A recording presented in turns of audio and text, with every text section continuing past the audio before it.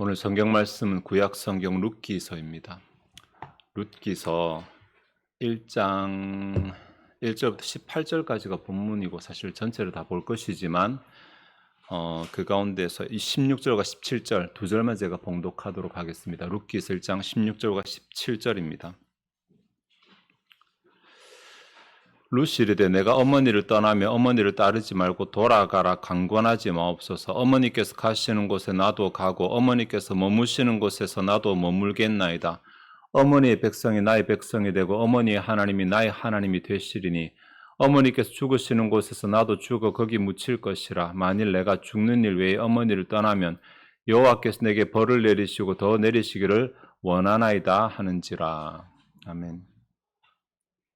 룻기서는 사사기 시대에 일어난 일을 기록한 내용이거든요. 그렇다고 해서 사사기 안에 포함되어 있지는 않습니다. 또 룻기서가 사무엘상 앞에 기록되어 있는데 사무엘도 마지막 처음 엘리 부분은 사사기 시대거든요. 4장짜리 짧은 성경인데 룻기서가 구약 성경 전체에서 가지는 비중은 굉장히 큽니다. 그냥 읽으시면 잘 모르는데 룻기서를 보시면서 보통 사람들이 이제 뭘 보냐면 보아스와 룻의 이야기 많이 보시거든요. 또 나오미 가정 이야기 많이 보십니다. 룻기서는 여러 가지 주제를 가지고 있는데 방금 전에 말한 나오미 가정 이야기 있습니다. 땅 이야기죠. 그래서 하나님이 약속하신, 그래도 사사기는 가나안 땅에 들어가고 나서 얘기니까 하나님이 허락하신 그 가나안 땅을 버리고 도망갔던 가정이 더 상황이 안 좋아졌고 다시 되돌아왔을 때 가정이 회복되었다. 이 땅 이야기가 분명히 있습니다. 주제를 가지고. 다음에 다윗 왕 이야기도 있습니다. 왜냐하면 마지막에 룻이 낳은 아들이 오벳이고 오벳은 이새를 낳고 이새는 다윗을 낳으니까. 그러니까 다윗의 할아버지 이야기가 어떻게 이제 할아버지가 어떻게 출생하게 되었는지 출생 이야기가 룻기서에 기록이 되어져 있고 사실은 끊어진 가정이라서 더 이상 다윗이 나올 수 없는 가정인데 이어지게 되는 그 이야기가 있죠. 또 보아스와 룻 이야기는 신학자들에게 꽤 유명한 이야기입니다. 왜냐하면 보아스가 사실 룻을 거둘 만한 아무 이유도 없는데도 불구하고 은혜로 룻을 거두어서 룻으로 인해서 룻의 가정을 구원한 이야기가 있습니다. 이 기업을 무른다라고 하는 것은 사실 대속하는 것이고 남의 빚을 대신 내가 갚아주는 것인데 보아스는 그렇게 할 이유가 하나도 없음에도 불구하고 은혜로 그 집에 내가 갚아주었을 때 내게 돌아오는 것이 없음에도 불구하고 갚아준 그 은혜의 이야기가 있습니다. 마지막으로 하나가 오늘 우리가 생각할 이야기인데 나오미하고 룻의 이야기거든요. 오늘 이제 사실 그 가정의 달이고 어버이 주일이라고 하는 게 교회 절기는 아닙니다. 교회 절기는 아니지만 이런 계기를 통해서 우리가 부모님에 대해서 또 교회 어른들에 대해서 가족에 대해서 생각해보는 계기와 기회가 되자 이런 의미로 오늘 본문 가운데서 나오미와 룻 사이에 일어난 그 이야기를 우리가 조금 살피려고 합니다. 나오미 입장에서 보면 룻은 자기 집으로 들어온 며느리거든요. 딸 아니고 며느리인데 룻 며느리 하나 잘 들여서 완전 망한 가정을 다시 회복한 이야기가 있고 또 룻의 입장에서도 보면 룻이 시집을 와서 사실 그 집 시집을 가고 나서 그 집 형편이 아주 안 좋아졌는데 근데 자기가 시어머니를 잘 섬겼더니 결국은 자기도 복을 받게 된 이야기. 그래서 결과적으로는 둘이 서로 윈윈하는 이야기가 성경 룻기서입니다. 이 앞에 이야기를 조금 다 아시겠지만 혹시나 진짜 만에 하나 모르시는 분들이 짧게 한번 앞부분의 이야기를 요약해야 되는데 가나안 땅이죠. 이제 막 정복을 해서 들어와서 이스라엘 백성들이 가나안 땅을 차지할 때에 그때 베들레헴, 유다죠. 베들레헴을 차지한 그 베들레헴의 한 지파 가운데 엘리멜렉이라고 하는 남자가 있었어요. 엘리멜렉. 그리고 부인의 이름은 나오미였고 아들이 2명 있었는데 말론과 기럨이라고 하는 두 아들이 있었고 4명 가정이었어요. 4명 가정인데 그 가나안 땅에 흉년이 한번 크게 들었을 때 이 사람들이 이제 의논을 합니다. 엘리멜렉이 나오미한테 의논해서 흉년이 들었으니까 이때 잠깐 피했다고 오자. 그래 어디로 갈까? 강 건너편에 모압 땅이 있으니까 모압 땅으로 넘어가자라고 해서 모압 땅으로 넘어갔는데 그곳에 막상 갔지만 흉년이 빨리 안 끝나는 거예요. 흉년이 계속 이어지는 거예요. 근데 흉년이 계속 이어져서 돌아가지는 못하고 모압 땅에서 자기가 가져온 재산을 가지고 이렇게 살아가고 있는데 오늘날 엘리멜렉이 죽어버립니다. 나오미 입장에서는 남편이 죽었어. 남편 따라왔는데 남편이 죽고 돌아가려고 하니 가뭄은 끝나지 않았고 어떡할까 고민하다가 자기 혼자서 이제 아들 둘을 빨리 결혼을 시켜야 되겠다. 이제 뭐 가정이 축이 났으니까 빨리 회복을 해야 돼 싶어서 두 아들을 결혼을 시킵니다. 모압 땅이니까 모압 여자랑 결혼을 시키죠. 말론이 나오미하고 결혼하게 되고 기럇이 오르바라고 하는 여자하고 결혼을 하게 됩니다. 그렇게 결혼을 시키고 이제 조금 그나마 안정됐다. 이 상태에서 저 가뭄이 끝나기를 기다리자라고 했는데 그렇게 모압 땅에 10년을 지나는 동안에 말론과 기럇에게서 자녀가 나지 않은 상태로 두 아들이 죽어버립니다. 네, 아마 이제 모압 땅에 머문 지 10년이 되었다라고 말하는데 결혼을 하고 나서 얼마 안 돼 죽은 것 같아요. 그러면 우리로 말하면 박복해도 정말 박복한 팔자다 이렇게 볼 수 있잖아요. 남편 죽고 두 아들 빨리 결혼시켜서 자녀라도 낳으려고 했더니 두 아들도 죽고 남은 게 이방 땅에 있는 자기, 외국에 머물고 있는 자기하고 이방 여자 며느리 2명 이렇게 딱 남았어요. 예. 근데 그 상태로 시간은 계속 갑니다. 10년이 지났어요. 10년이 좀 지나니까 가나안 땅에 이제 기근이 끝났다라는 거예요. 정말 대기근이죠. 10년짜리 기근이니까. 이제 가나안 땅에 기근이 끝났다는 소식이 들리니까 이제 나오미가 생각을 합니다. 어쩌지? 돌아가면 그래도 가족, 친척은 그나마 있고 여기보다는 낫지 않을까? 그 당시는 어디 가더라도 과부의 그 대우가 좋지 않았거든요. 과부는 거의 이렇게 인정을 받지 못하는, 우리가 생각하는 이 나라에서 과부하고 조선시대 과부는 비교돼서 정말 어디 가도 인정을 받을 수 없는 그런 처지였기 때문에 여기가 나을지 저기가, 여기도 과부 3명, 저기 가도 과부 3명인데 이게 어디가 나을지 고민하다가 판단을 내린 게 뭐냐면 돌아가자, 일단 돌아가자. 네. 나는 돌아가지만 얘네들이 따라오면 이 두 며느리들한테는 또 새로운 이방인의 땅이고 이방인의 땅에서 젊은 과부 둘이잖아요. 그러니까 고민을 하다가 얘네들은 돌려보내자. 돌려보내고 나는 죽이 되든 밥이 되든 가서 죽어도 뭐 여기보다 더 나은 게 없으니까 나는 가서 죽더라도 가서 죽고 며느리든 놔주자. 이 이야기가 이제 1장에 나오는 이야기입니다. 이때 오르바하고 이제 루스 입장에서는 그래? 그러면 어머니를 따라 돌아갈 수도 있고 다음에 고향 땅에 남을 수도 있고 이런 또 갈등이 생기게 되는 거예요. 어머니는 더 갈등 끝에 돌아가겠다고 결정했는데 자기들 입장에서는 따라가야 되나 남아야 되나, 이게 3번 정도의 대화가 나오거든요. 8절 9절에 보면 한번 그 나오미가 두 며느리한테 남아라, 너희 어머니들이 집으로 돌아가라. 왜 아버지 집으로 돌아가 말 안 했는지 모르겠어요. 너희 어머니들이 집으로 돌아가라는 표현을 봤을 때 혹 추측하기를 결혼할 때 아버지가 없는 과부의 딸을 데리고 오지 않았을까? 왜냐하면 아마 나오미 자신의 처지가 이미 과부이기 때문에 또 비슷한 처지의 사람을 데려오지 않았을까? 이렇게 추측을 합니다. 확실하지는 않습니다. 근데 어쨌든 내 어머니 집으로 돌아가라 라고 말을 합니다. 8절과 9절에서 그렇게 했을 때 이들은 울면서 돌아가지 않겠다고 합니다. 왜 그러십니까? 우리는 이제 이 가문에 속한 사람, 어머니의 며느리들이니까 우리 돌아가지 않겠다라고 말합니다.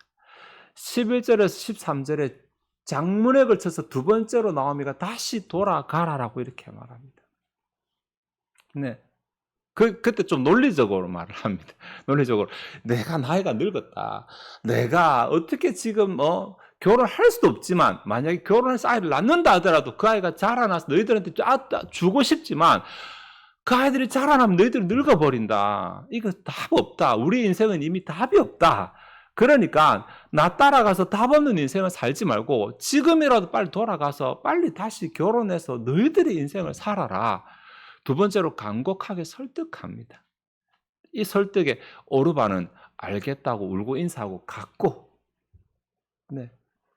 근데 또 루스 남아 있습니다. 안 갑니다. 그래서 15절에 다시 한번 루스에게 가라. 네 지금 동서 갔으니까 너도 이 기회 놓치지 말고 가라. 나 따라가면 좀 못 간다. 이 내용이 나옵니다. 여러분 이해가 되시죠? 스토리가 다. 네. 이게 지금 뭐가 좋아가지고 이걸 선택해도 좋고 저걸 선택해도 좋고 뭘 선택할까 고민되는 게 아니라 진짜 저게 걸려서 이거 선택 못하고 이게 걸려서 저거 선택 못하고 그 마음이잖아요. 예. 혹시나 룻이 먼저 떠나갔으면 오르바한테 맡겨놓고 떠나갔을 수도 있지만 오르바가 먼저 떠나간 상황에서 룻 입장에서는 이제 내가 떠나가면 나이 든 시어머니 한 사람 남아요. 예. 그 삶이 어떨지 뻔히 아는데 그 죽으라고 하는 말 아닌가 이런 생각들을 책임감에 또 부담스러워서 가지 못하는 경우도 있을 수 있을 것이고 그런 상황인데 오늘 읽었던 16절에부터 이제 롯이 대답을 합니다. 이 굉장히 강하게 대답하시 7절까지. 네. 그렇게 말하지 말라. 어머니 가시는 곳에 나도 가고 어머니 머무시는 곳에 나도 머문다. 어머니 백성이 내 백성이 되고 어머니 하나님이 내 하나님이다. 어머니가 죽으시면 나도 거기 묻힐 것이다. 이렇게 아주 강하게 말을 합니다. 그래서 나오미가 보니까 와 롯이 이게 내가 아무리 말해도 안 듣겠구나 싶어서 그만 말하고 같이 이제 베들레헴으로 돌아가게 됩니다. 사실 롯 입장에서 충분히 뭐 그냥 버려도 욕 조금 들을 상황이고 나오미가 가라고 권했으니까 명분이 생겼으니까 떠나도 충분히 될 수 있는 상황이거든요. 그런데도 불구하고 누가 봐도 고생이 확실한 뭐 이 땅에 남아있어도 고생이 있겠지만 그래도 가능성 있는 고생 혹시나 새로운 남자를 만날 가능성 있는 고생 자기 민족이니까 가능성 있는 고생인데 시어머니 따라가 버리면 이제 가능성이 없는 고생이 뻔한 그 길을 선택한 이유가 무엇일까 하는 것입니다. 두 가지거든요. 하나는 가족에 대한 배려입니다. 우리 표현을 하면 효라고 바꿔 말할 수 있어요. 1장 8절에 보시면 너희가 죽은 자들과 나를 선대한 것 같이 이게 잘 됐다는 사실은 원문에는 그런 내용 없어요. 너희가 죽은 자들과 나에게 행한 것 같이인데 그 앞에가 뭐냐면 하나님께서 너에게 그만큼 헤세드 은혜를 베푸시기를 원한다 이렇게 됐기 때문에 이게 선대란 말이 그러니까 이 룻도 가족에게 헤세드 은혜를 베풀었단 말입니다. 안 해도 되고 도망가도 되는데도 불구하고 그렇게 하지 않고 이미 진심을 마음을 담아서 자기가 섬겼다. 그만큼 여호와께서 너에게 갚으시기를 원하노라. 이렇게 축복을 하는 내용이 나옵니다. 그러니까 이 표현 속에서 지난 10년간 오르바도 그랬겠지만 룻도 나오미 섬기고 다 죽고 난 뒤에도 나오미를 끔찍하게 섬겼다. 이거 우리가 힌트를 얻을 수 있잖아요. 14절에 보시면 그들이 소리를 높여 다시 울더니 오르바는 그의 시어머니에게 입 맞추되 룻은 그를 붙쫓았더라. 붙쫓았더라라고 번역한 애매한 번역 있죠. 이게 영어로는 cling to인데 이게 딱 달라붙었다는 말이잖아요. 그러니까 따라갔다가 아니고 달라붙었다인데 대롱대롱 매달렸다 이 정도 될 수 있어요. 물건을 쓸 때는 이렇게 옆구리에 차고 가는 그 동사니 그 단어니까 자기 입장에서는 어머니 옆에 매달린 겁니다. 그런데 지금 상황을 보면 그래 다 그 도끼는 객견이지만 굳이 따지면 모압 땅에서 젊은 모압 여인하고 나이든 이방 여인하고 보면 그래도 굳이 따지면 그 룻이 갑입니다. 아직은. 나오미가 나 버리지 말아줘. 나 두고 가지 말아줘. 이렇게 매달려야 할 판인데 반대로 룻이 나오미에게 스스로 의리되고 매달립니다.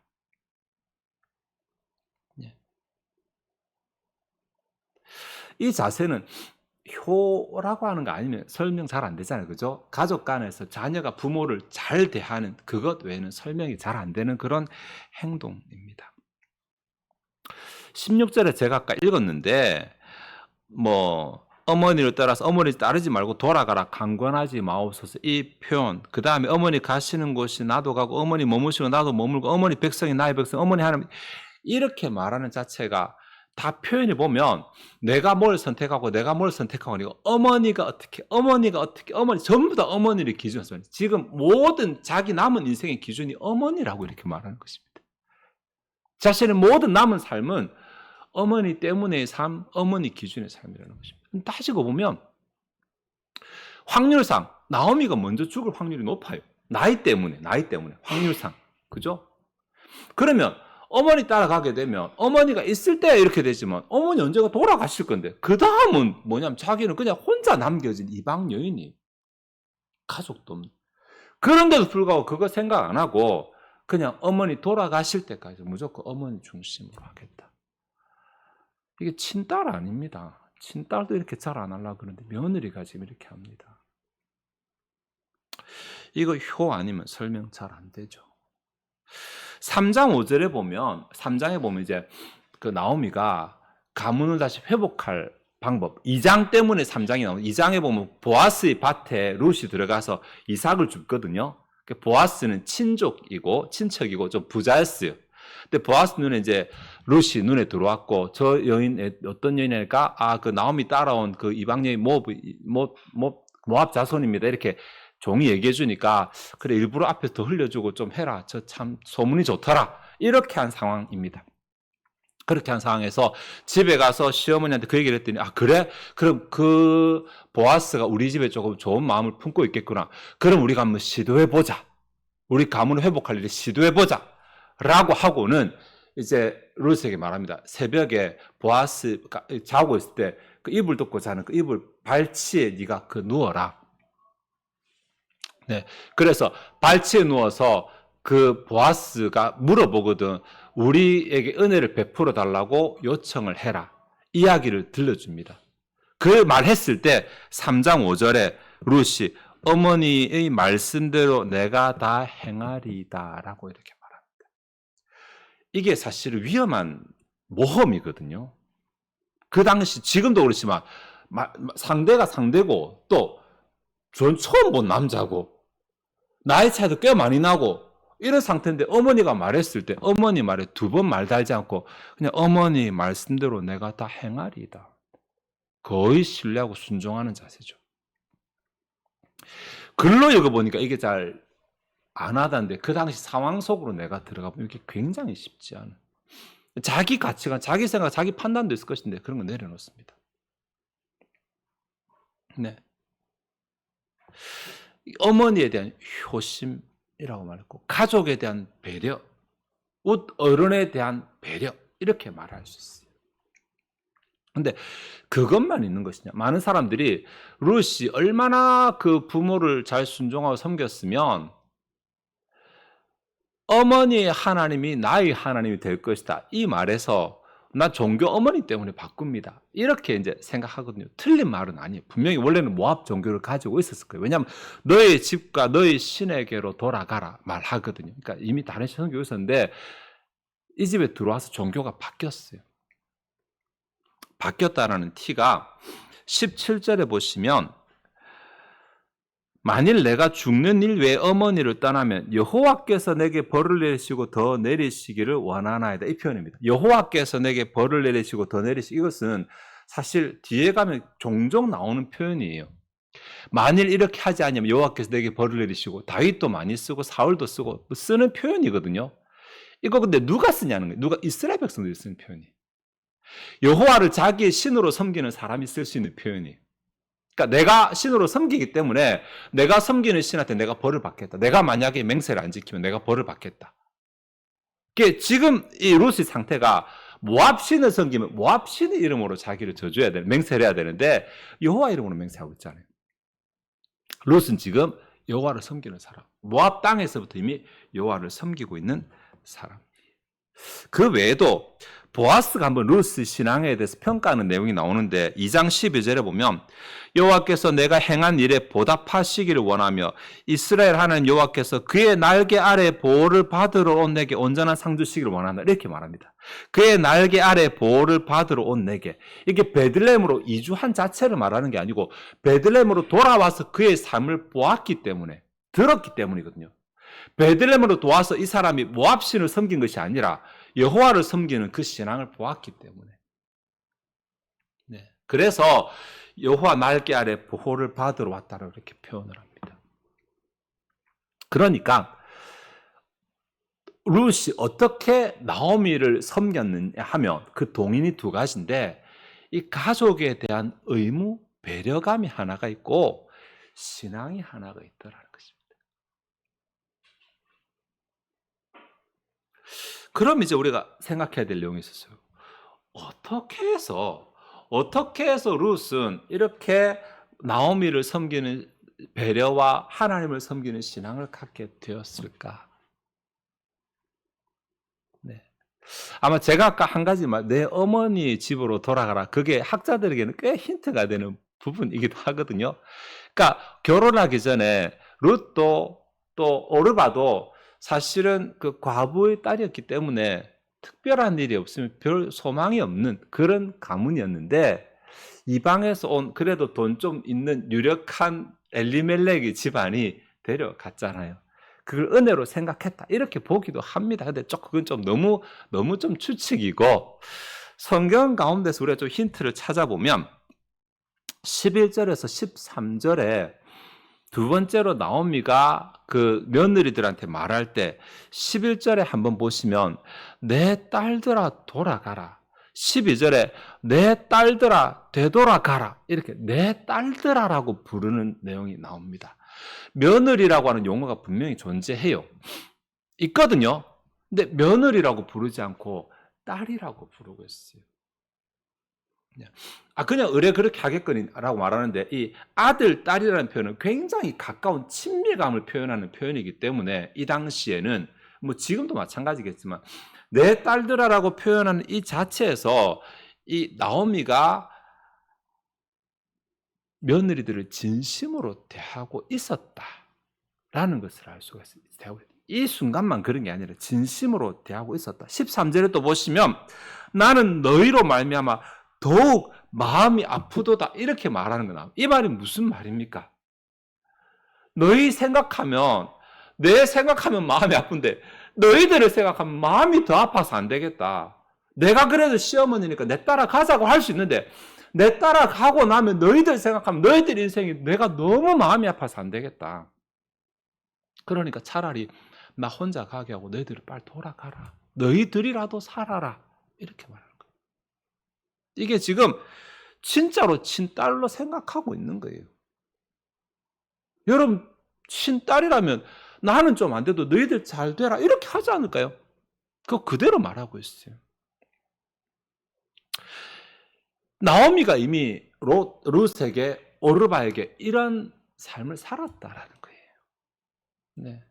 이방 며느리라고 함부로 대하지도 않고 친딸 아니라고 함부로 대하지 않고 진심으로 대했다. 그러니까 오르바도 처음에는 울면서 안 떠나간다고 하죠. 네. 그냥 어머니 옆에 있겠다고 말하는 거예요. 참 이게 이 표현이 적절할지 모르겠지만 안 떠나가겠다고 할 때 남편은 언급 안 합니다. 네, 내 남편이 내게 해준 은혜가 많아서 이런 거 언급 안 합니다. 어머니만 말하고 있어요. 진짜 나오미가 잘했던 것 같아요. 며느리들한테. 다음에 8절 한번 보시면 여호와께서 너희를 선대하시기 원하며 이게 나오미 말이거든요. 9절에 여호와께서 너에게 허락하사 각기 남편의 집에서 위로를 받게 하시기를 원하노라. 13절에 여호와의 손이 나를 치셨으므로 이게 다 나오미가 한 말인데 이게 뭘 보여주냐면 평상시 나오미의 언행 습관이 여호와 중심이었다라는 거예요. 삶을 여호와 중심으로 해석하고 여호와 중심으로 이해를 하려고 하고 기대하고 하는 거예요. 이렇게 같이 산 게 4절에 보면 그들이 거기에 거주한 지 10년쯤입니다. 10년입니다. 그러니까 지금 나오미의 모습이 한순간의 모습이 아니라 지난 10년 동안 변하지 않고 쭉 그렇게 살았어요. 어떻게? 딸 대하듯이 자녀를 대하고 하나님 중심의 언행 심사를 가지고 그렇게 10년을 두 자부와 함께 살다 보니까 두 자부의 마음속에 여호와 신앙이 들어가게 되고 부모를 섬기는 마음이 들어가게 되고 이렇게 된 거예요. 본심이 좋았을 수도 있어요. 본심은 성경에 안 나오니까 모르겠어요. 우리가 추측할 수 있는 건 여기까지. 결국 10년이 지난 오늘 본문에서 룻이 나오미를 쫓아가고 나오미를 섬기고 나오미에게 잘하고 이렇게 했던 것을 뒤로 한번 보니까 그 전의 삶을 보니까 나오미가 그들에게 진심으로 대하고 그들을 위하고 또 그들 앞에서 여호와 신앙의 본을 보이고 이런 것들이 먼저 있었다라는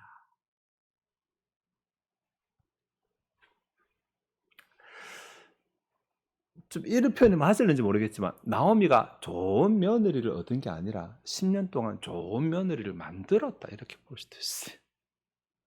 좋은 부모로서. 네. 그래서 오늘 제목 보시면 좋은 부모와 좋은 자녀라고 했잖아요. 이게 부모 잘 섬기자라는 이 효에 대한 얘기가 아니라 이 가정 안에서 두 가지 흐르고 있는 이 원칙이 뭐냐면 신앙하고 배려입니다. 신앙하고 배려. 네. 내가 부모니까 섬겨 이런 요구가 아니라 부모이기 때문에 자녀를 배려하는 마음, 자녀가 부모를 배려하는 마음이 위에서부터 아래로 내려가는 이 흐름이 본문 가운데 있는 거예요.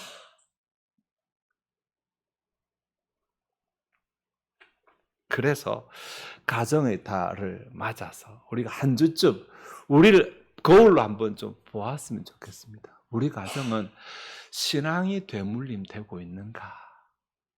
우리 가정은 배려가 되물림 되고 있는가? 안타깝게도 안 되고 있다면 이거 되게 하려고 노력하고 우리 앞대가 신앙이 아니라면 전도도 하고 아니면 내 다음 때의 신앙을 물려주는 그러한 자세도 가지고 그래서 우리 가정 안에 신앙이라는 이 원칙이 서로에 대한 배려라는 원칙이 살아있고 작동하고 있는가 이거 한번 좀 생각해 보았으면 좋겠어요.